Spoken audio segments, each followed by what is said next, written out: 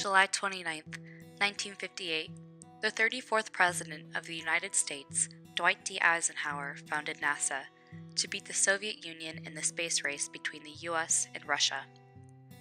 The first space mission was executed on February of 1962, when the first American, John Glenn, successfully orbited Earth on the Friendship 7 mission. From there, NASA's Gemini program was made to reconstruct spacecrafts in order to be able to maneuver and dock the first man on the moon. So on, NASA's program was seemingly successful with the missions they had executed. On January 5, 1972, NASA's Space Shuttle program was born.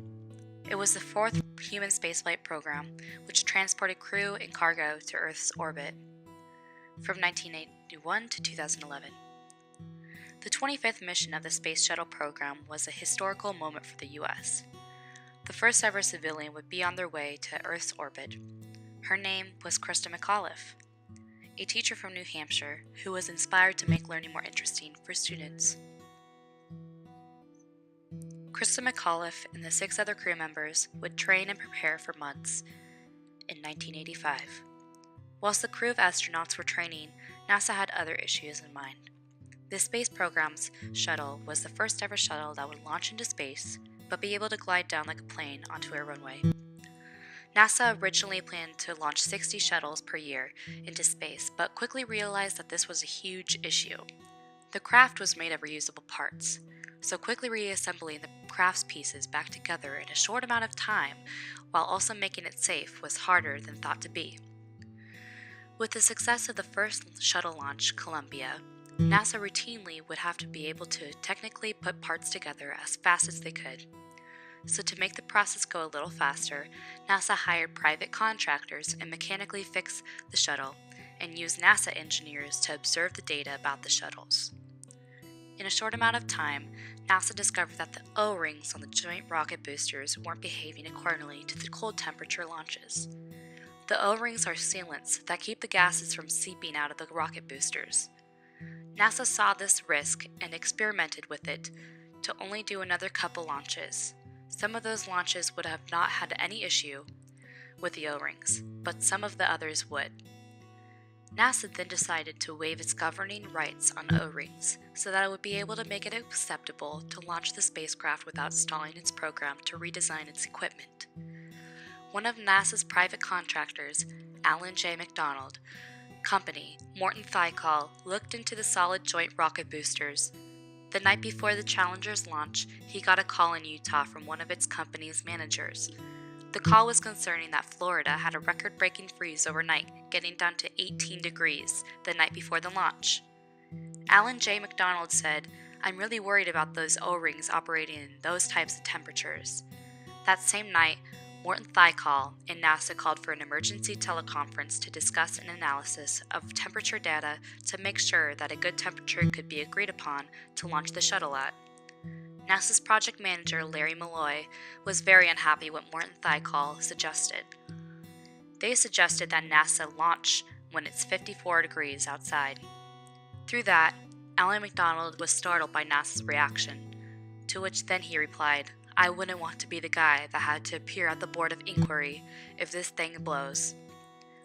Larry Malloy then replied, "I understand that, Alan. You don't have to. That'd be me."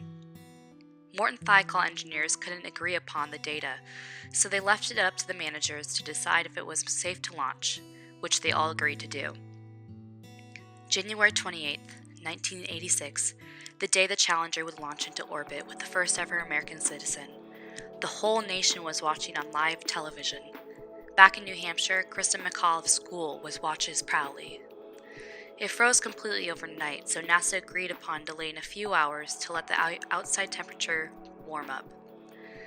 At 11:38 a.m., the Challenger launched into space. 40 seconds in, the shuttle rolled on its back to correctly position itself into orbit. The shuttle was traveling 9 times faster than a bullet. At 69 seconds in, NASA's Mission Control orders the throttle up to exit Earth's gravitational forces.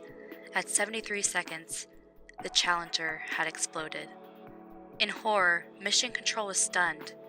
No contact with the shuttle.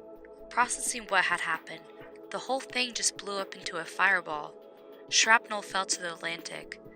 NASA's last desperate attempt to save the crew meant deploying the Coast Guards to the Atlantic Ocean. Coast Guards never discovered any signs of life, but did find 3 astronaut helmets that had all deployed oxygen masks. The horrifying discovery: 3 of the crew members survived the explosion. The oxygen masks were built in to help the astronauts breathe if anything went wrong. Those 3 crew members died on impact with the ocean. The rest all died in a fiery doom. The nation mourned, holding a memorial service in honor of our fallen space heroes. NASA was later investigated by the Rogers Commission created by President Ronald Reagan to find out what went wrong. The teleconference was the focal point around the whole investigation. The commission found that the O-rings were in fact the factor of the Challenger explosion, and that there was much pressure by NASA commissioners to launch the shuttle. The Rogers Commission decided that NASA would be increased in budget, and they would need to add a 3rd O-ring for safety, and removing some project managers such as Larry Malloy out of the shuttle program. It took 2 years for NASA to launch another shuttle into space's orbit, but after that, NASA had 15 years of successful launches to space. So some of you may be wondering, why is this story so important? Well, NASA's shuttle program was the first ever shuttle to be launched by 2 solid rocket boosters and orbit Earth. To return to Earth, it landed like a plane. The Challenger mission was the first ever failed launch by NASA, killing any astronaut on board. Those who lived through this time are quite familiar with the NASA Challenger explosion, but for people that are younger like me, really don't have a clue about what happened to the NASA Challenger. It was important to me to reiterate this historical event to people wondering what happened to the NASA Challenger.